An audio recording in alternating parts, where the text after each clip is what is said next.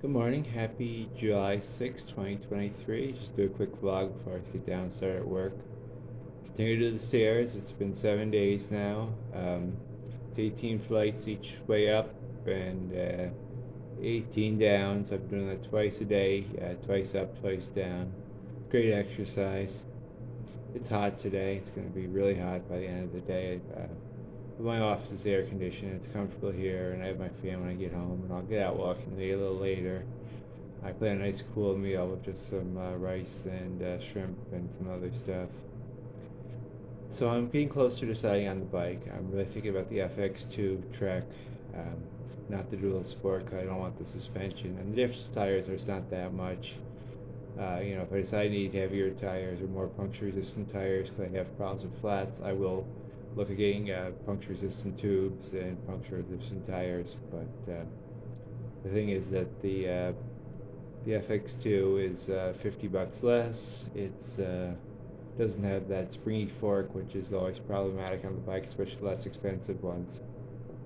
And plus, I feel like I'm less likely to damage it if I go for the less aggressive hybrid bike, and it'll be a lot more efficient for paddling for biking around. I mean, the truth is probably 90% of what we use the bike for is for just around town, and then on trips on dirt roads, but not rough dirt roads. The kind of roads that are really passenger car friendly. That I most want to bike from point A to point B, and then when the trailhead, I'm gonna lock it up.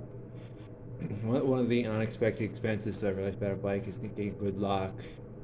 I have heavy gauge cable I use with my kayak and similar things. My camp stove and propane tank used to lock up in the woods, but I worry more with the bike, especially in urban areas with people with bolt cutters in the woods. Chances are no one's going to bother with carrying around a bolt cutter, and my kayak now is 15 years old, and well, not 15. It's about 11 or 12 years old, maybe 13, and it's kind of banged up, so it's not like a high value thing. And I don't think people really steal kayaks like they do bikes. And the same thing with my propane tank. It's $60 propane tank that has 3 years of life before it needs to be recertified. So don't think anyone's going to be stealing that in the woods. But with a bolt cutter, but a bike on the other hand, both for around here if I ride to work, but also uh, you know, uh, frag them out and Watkins Glen. Not a tourist town. You never know who has bolt cutters out there. Also need, so that's gonna be another $100. Probably get good quality lock, at least $75, and then I also need to, or I also want to get a luggage rack. So I want to put like a milk carton over the back wheel, so I can, for especially longer rides, be able to, bring a lot of gear, and then just kind of, if I just bungee it to the luggage rack, then I can take it on or off if I need to. And then it'll also offer some splash protection from, wet roads or puddles if I ride through them. And I can maybe also put some like DOT tape on the back of like the milk carton where I would put gear in it, and that way, it adds additional safety on the road, especially in darker times, because the reflecting. DOT tape like they use on you can buy for trailers and stuff. I just feel like that would be, and then I won't wreck the look of the bike because I just take the milk carton off when I'm not using it. But it'll also issue, probably more safety on the roads, even though it will cut down the aerodynamic nature of it. But my hope is with the FX2 bike, it'll be a lot more efficient on the roads and be good for that. Other than that, my summer vacation I have off starting on Friday, July 29th. My plan is to leave by 8 in the morning, get out to the Finger Lakes National Forest by noontime, get a campsite, get it set up, established, and then go for a bike ride, do some fishing and hiking in the evening, watch the sunset. And then on that Saturday, go out to Watkins Glen State Park. Just get there early at the park so I can go swimming because I know that parking lot fills up quickly. And then maybe in the evening, then do some paddling on Seneca Lake if it's quiet enough, or bring my bike and do part of the Cayuga Valley Rail Trail. I have a lot of different options and activities to do out in the Finger Lakes. I'm really looking forward to vacation. It'll be from July 29th through August 6th, I believe. Maybe it's the 7th. Whatever that Sunday is, I'll come back. And I'm just going to set up camp at one location. We'll be there all weekend, or all 9 nights, which would be easy. It'd be a lot easier than setting things up and taking things down. And then my plan is while gas costs aren't as much as they were last year. I mean, gas will probably save me at least 25% on fuel than what I spent last year. But I might do some more little additional trips. But still be some days I'd probably stay in camp and then just ride the bike to different places from camp. Spend a lot of time exploring the national forest, doing some hikes.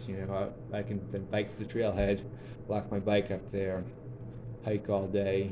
Spend my time in the back country, and then ride back to camp at the end of the day. And that will mean then get far away from camp without actually having to drive, which is good. Or I've thought about biking down to Trumansburg. It's a 900-foot drop over the 6 miles, which looks like the steepest grade is about 4 or 5%, which really isn't that bad, I guess, from I was reading tables of what how hard it is to bike ride. Although it's certainly not flat. Obviously 1, 2, 3% is gonna be a lot easier than 4 or 5. Although it's not a killer grade like 7, 8, 9%, which can be really tough to bike. I think probably the worst part is getting up from the backbone that last part when you rise from Searburg up to the top of the backbone, just because the backbone unfortunately is the highest place around, which is may be a lot of fun for biking from camp. Probably won't be so much fun biking back up the hill. But yeah, things are coming together slowly but surely. And the next thing is just figuring out this bike thing, getting the bike. Now I think I know what Model A I want. The issue, we'll want to test drive to make sure this is the choice I want. But for reading all the forums and the spec sheets and everything else, I've settled on. I thought I would want something with more aggressive tires, but I think for what I'm going to use it for, this will be good, and I won't be doing stupid things on trails. And if I really like bike riding and want to do more of the mountain biking thing is then I should get a real mountain bike, something that's built for being beat. And unfortunately, I may have to get new just because I'm so darn tall that a lot of bikes won't fit me. I need the extra large or the XXL large frame just because of my height, which kind of sucks. Because there are a lot of used bikes out there and they're very affordable, but it'll kill my legs if I have a bike that's too short for my size. Because I'm 6'2.5", although my DMV says 6'4", I think with the boots on, so 6'4", maybe even 6'5", but yeah. So moving forward, I gotta get to work. It's already after 9 o'clock according to my phone, and I have a background I'm looking at right now, and a couple other things. Have a great day, everyone. I did 10.5 miles yesterday, hiked 36 flights of stairs, and I had good healthy meals all yesterday, although the one downside was that some of the meals weren't all that tasty, but I put together a better menu for today. Well, have a great day, everyone. Enjoy your Thursday. The weekend's coming quickly, and enjoy the hot weather. Don't get too hot. Stay hydrated, and have a great day. Thank you.